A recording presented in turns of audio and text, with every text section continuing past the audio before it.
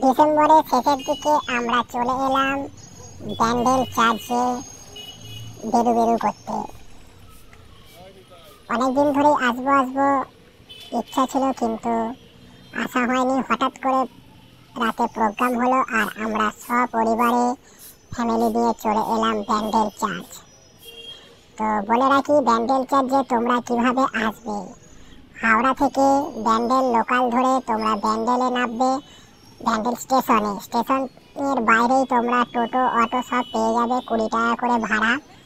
সোজা ব্যান্ডেল চার্চে চলে আসবে। তো এখানে প্রবেশ মূল্য সেরকম কিছুই নেই, বিনামূল্যে প্রবেশ। এটা হচ্ছে প্রবেশ পথ। আমার মা ভুল গেট দিয়ে প্রবেশ করেছিল, তারপর বেরিয়ে আবার সঠিক গেট দিয়ে প্রবেশ করলো।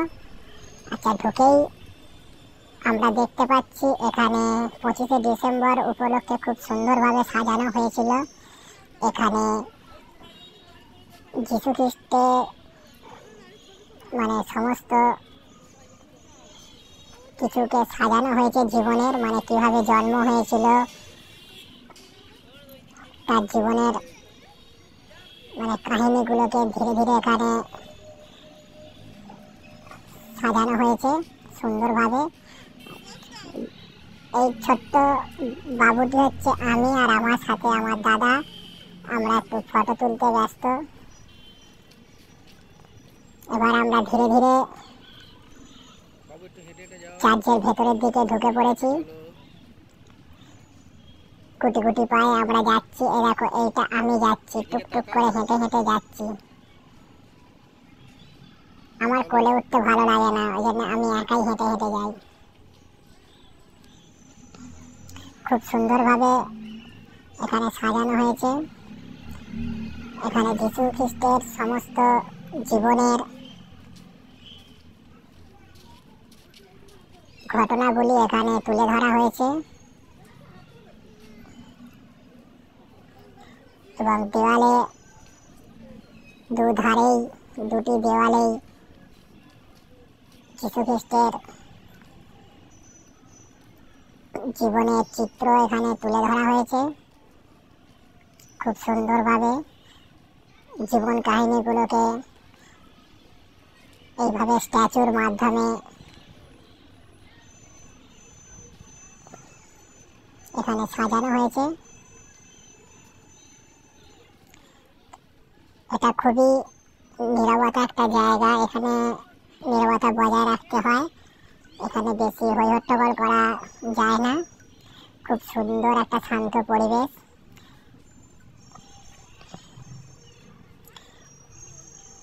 এই জায়গাটি পুরোটাই ব্যারিকেড দিয়ে ঘেরা আছে।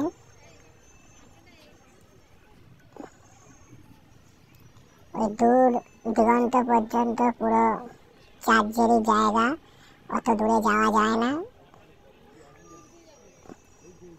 এই ব্যারিকেডের মধ্যেই আমাদেরকে এবং তোমাদেরকে ঘুরতে হবে, এর বাইরে যাওয়া যাবে না।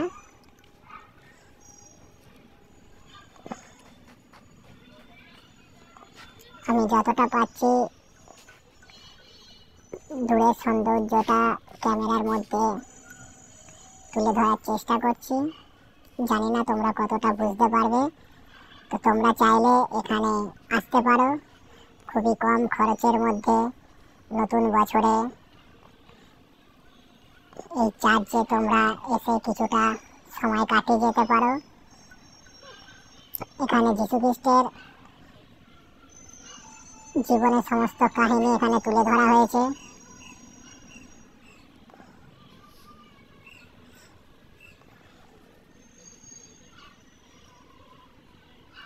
খুব সুন্দরভাবে সাজানো হয়েছে এখানটায়। বন্ধুরা, আরেকটা কথা, তোমরা সবাই আমার ভিডিওটিকে লাইক করে দাও এবং আমার চ্যানেলটিকে সাবস্ক্রাইব করে দাও। করে দেবে কিন্তু, নাহলে কিন্তু আমি রাগ করবো। অবশ্যই সাবস্ক্রাইব করে দিও। আর দেরি না করে তোমরাও চলে আসো এই ব্যান্ডেল চার্চে।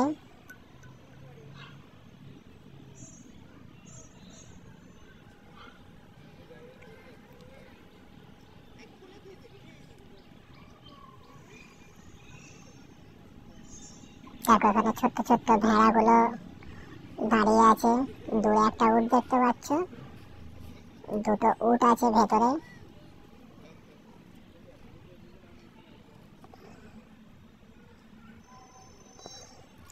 বেলার দিকে প্রচন্ড গরম ছিল।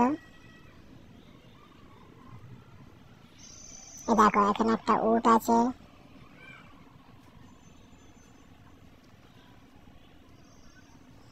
উটটা খুব সুন্দর।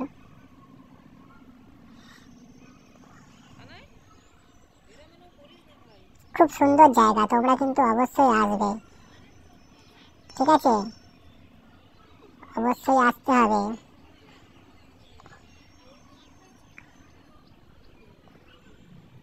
ছোট্ট ছোট্ট বন্ধুরা, তোমরা কিন্তু অবশ্যই আসবে, তোমাদের এখানে খুব ভালো লাগবে।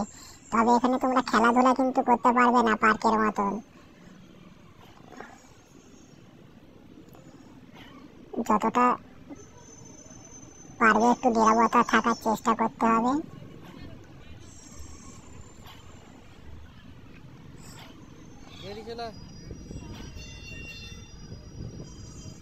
এইটা হচ্ছে চার্চে ঢোকার, ভেতরে প্রবেশ করার গেট। এবার আমরা ধীরে ধীরে ভেতরের দিকে প্রবেশ করব। মনে হচ্ছে ওখানে কিছু একটা লেখা আছে, জানি না ভেতরে মোবাইলে ক্যামেরা করতে দেবে কিনা। এই দেখো আমাদের এটা ফ্যামিলি, ছোট্ট ফ্যামিলি। দাদু, দিদা, মা, দাদা, আমি, বাবা সব এসেছি, মাসি। মনে হচ্ছে ভেতরে কোনো রকম ক্যামেরা করা যাবে না, জানি না অনুমতি পাবো কিনা।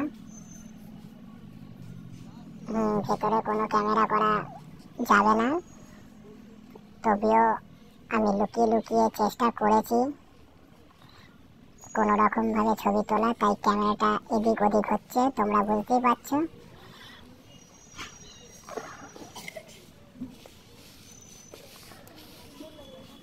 এখানে হচ্ছে তোমরা প্রার্থনা করতে পারবে, প্রার্থনা করার জায়গা। মোমবাতি ধূপকাঠি জ্বালিয়ে গডের কাছে তোমাদের মনের ইচ্ছা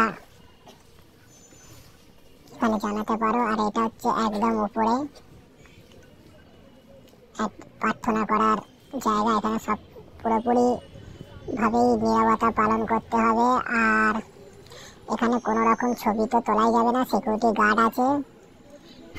পিটিয়ে বানিয়ে দেবে এখানে ক্যামেরা করতে গেলে। তবু আমি লুকিয়ে লুকিয়ে করেছি। এবার আমরা ধীরে ধীরে চার্চ থেকে নেমে পড়ছি নিচের দিকে। এই দেখো চার্চে বাইরের দিকটা লুকিয়ে লুকিয়ে ক্যামেরা করেছি, জানি না তোমরা কতটা বুঝতে পারছো।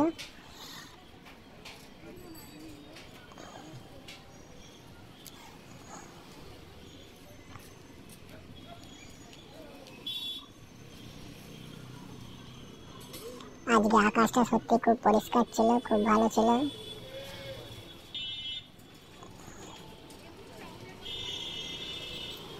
এটা চার্চ থেকে আমরা বেরিয়ে এসেছি। এটা